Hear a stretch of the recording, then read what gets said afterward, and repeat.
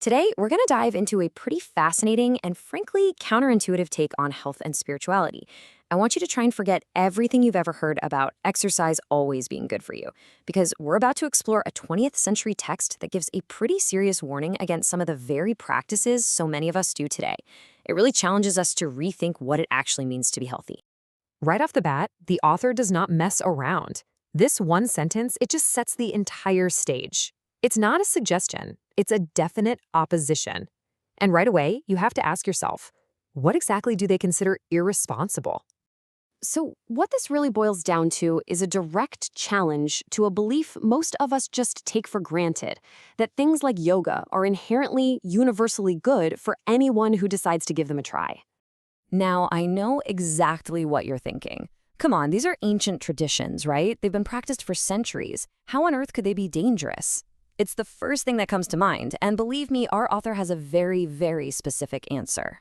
And here it is. The absolute key, according to this text, is context. These exercises were never designed to be a one-size-fits-all solution. They were created for a very specific group of people in a specific culture, often trained from the time they were babies. The author's whole point is that if you yank them out of that context, well, you're just asking for trouble. And that brings us to one of the book's biggest arguments, this idea of a fundamental mismatch. A mismatch between the bodies and backgrounds of the original practitioners and, say, the modern Western person who's just getting into it. And this just lays it out perfectly. Look at the divide. On one side, you've got someone who grew up doing these movements, someone described as supple-boned, who has been immersed in this their entire life. And on the other side, you've got the well-meaning Westerner, maybe in their middle age, who gets really excited and just suddenly jumps headfirst into these super complex positions. From the author's perspective, that's not dedication. It's a complete recipe for disaster. And the potential results here, they're not just minor aches and pains. Nope. We're talking about real physical harm, strained muscles, bones getting displaced, and just a general decline in health. And for anyone with pre-existing conditions, things like hardened arteries, the author warns the risks are even more serious. And just listen to the tone of this. It's almost like a parent scolding a child, isn't it? The author is placing all the responsibility squarely on the individual. They're basically saying, look, I've warned you. If you ignore me and get hurt, well, you've got no one to blame but yourself. But, this argument isn't just about physical safety. The author goes a lot deeper, making a really clear distinction between what they see as the true spiritual purpose of these practices and what's just, physical performance. Which, of course, leads to a fantastic question. If the most highly evolved spiritual masters, the real adepts, aren't the ones twisting themselves into pretzels, then who are all these advanced physical poses actually for? And here's the wild answer. According to this worldview, the intense physical exercises are just a preliminary stage. They're a tool for what's called the unevolved occultist to get control over their physical body. It's an important step for sure, but it's like elementary school. It's a phase you have to graduate from before you can get to the real work, the high school and college of it all, mastering the mind. And that brings us to the author's pinnacle, the ideal, the real adept. This isn't the person who can do the craziest pose. No, this is someone who has moved completely beyond the physical stuff.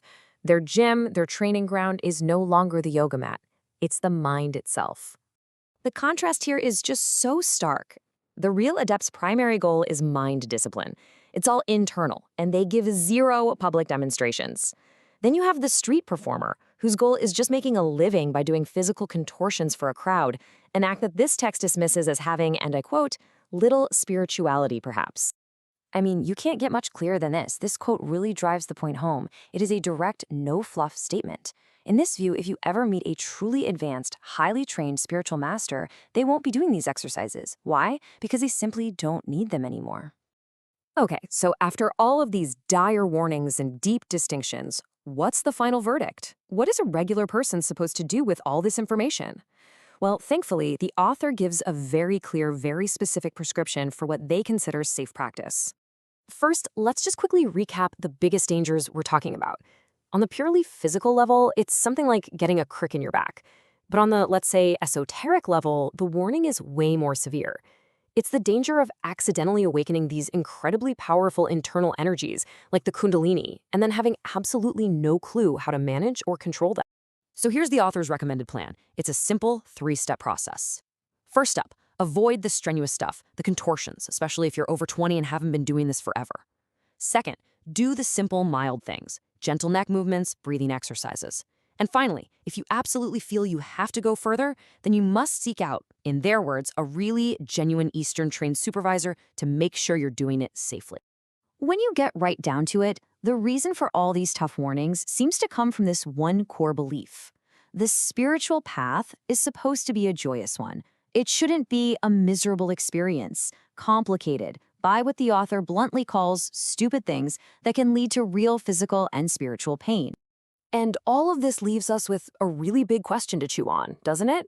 This whole text is a powerful reminder that context is everything. It kind of forces us to ask ourselves, when is it actually wise to question these ancient traditions? And how can we best adapt them to our modern world, to our modern bodies, without totally losing what makes them special or, hurting ourselves in the process? It's definitely something to think about.